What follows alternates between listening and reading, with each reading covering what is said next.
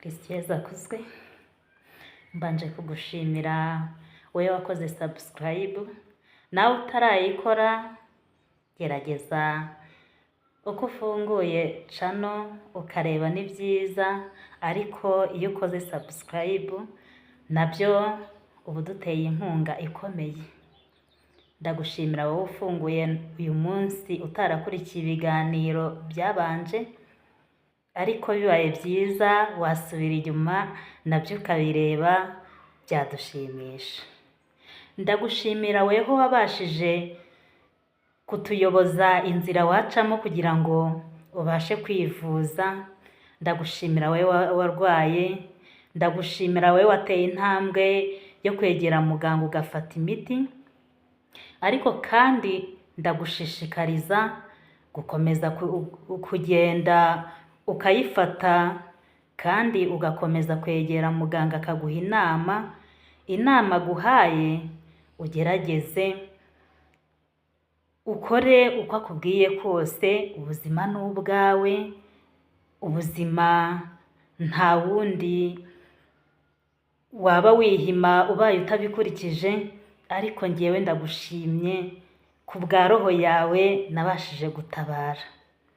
Muri aka kanya tugiye kwiga isomo rikomeye, ni nayo mpamvu weho nabwiye ngo mpimbabazi. Niba utarazimpa ndakwinginze gerageza umpimbabazi.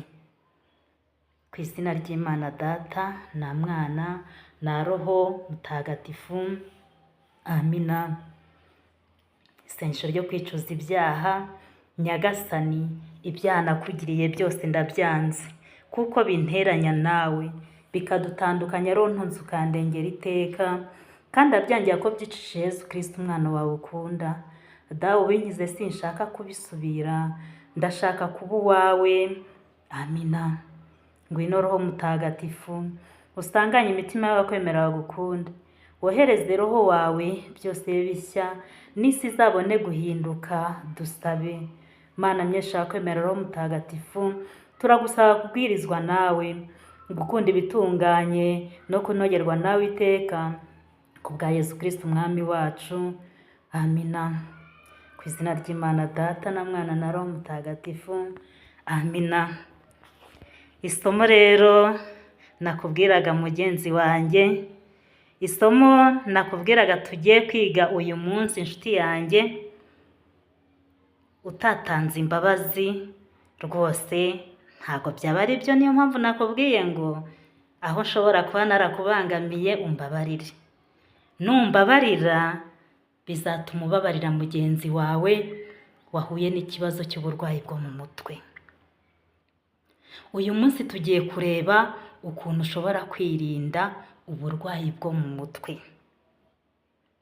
Wabwirinda ute? Nabwirinda nte? Kurikira kandi ntihagire ikigucika. Banza ubabarire uwo mubana, banza ubabarire uwagize ikibazo, nawe wibuke kwibabarira. Icya mbere mu bintu byagufasha kwirinda uburwayi bwo mu mutwe ni ukwirinda ibiyobyabwenge. Ibiyobyabwenge nawe ubyumve neza. Ese nanyweye urumogi cyangwa nanyweye inzoga nkagera ubwo nsinda cyane, ya Roho Mutagatifu harya iracyandimo cyangwa yagiye kare? Niyo mpamvu ngusabye ngo kugira ngo wirinde uburwayi bwo mu mutwe, gerageza wirinde ibiyobyabwenge. Niba unabinywa simbiguciyeho bitewe n'ukwemera kwawe, ariko gerageza byibuze unywe gakeya, we guta umurongo ngo ubwonko bwawe burinde bujya kure, roho yawe irinde kuvamo yigendere. Ikindi cya kabiri rero, ugomba kwigirira icyizere. Uti ndigirira icyizere gute rero? Hari igihe ushobora kuba uri umupapa cyangwa ukaba uri umumama, ariko uwo mubana akaba agutoteza. Ashobora kugutoteza avuga ati ibi wakoze si byo. Ashobora kugutoteza avuga ati ibi watetse ntabwo ari byo, cyangwa watetse nabi. Wowe ubwawe niwigirira icyizere rero uzumva ko ari byiza ibyo wakoze, kandi ubashe kubyakira uko ubibwiwe. Niwigirira icyizere rero umuntu nagutuka uzicecekera umwihorere.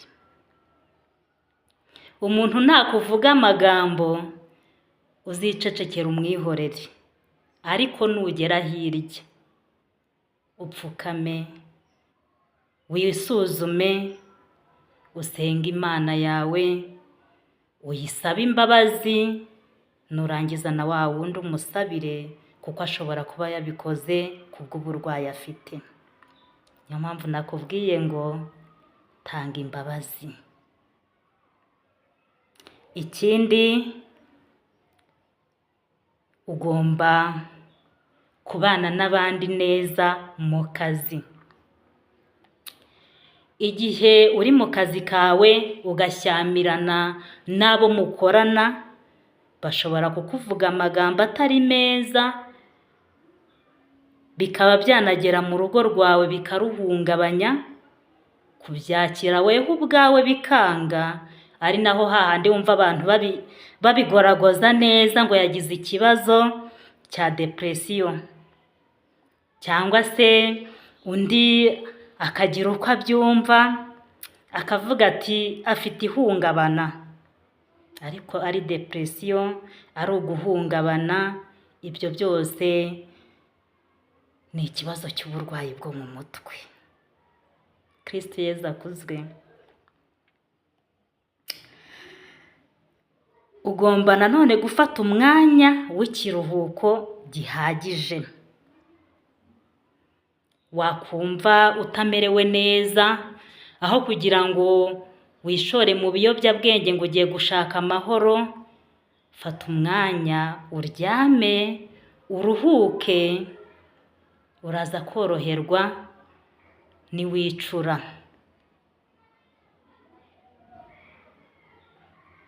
Ugomba gufata umwanya nanone rero, ntiwihugireho, kuko niwihugiraho niba ari amagambo wiyumviseho, urihugiraho ya magambo usange akujyanye kure, witekerejeho cyane byiza, ugasanga ni wowe uriho gusa. Aho kugira ngo rero witekerezeho, ugomba gufata umwanya ugasabana n'abandi. Ntiwigunge, kuko kwigunga nabyo ni bibi, byagutura ahantu habi. Niyo mpamvu ugomba gusabana n'abandi. Igihe wubatse, igihe ufite abo mubana, niba uri umuntu ukiba iwanyu, ugomba gufata umwanya wo kuganira n'abo mubana, ugafata umwanya wo kuganiriza umuryango wawe. Niba hari ibitagenda neza, ukabasha kubikosora, kandi nabo ukabaha umurongo. Niba uri umupapa uhagarariye urugo, cyangwa niba uri umumama, ugomba guha umurongo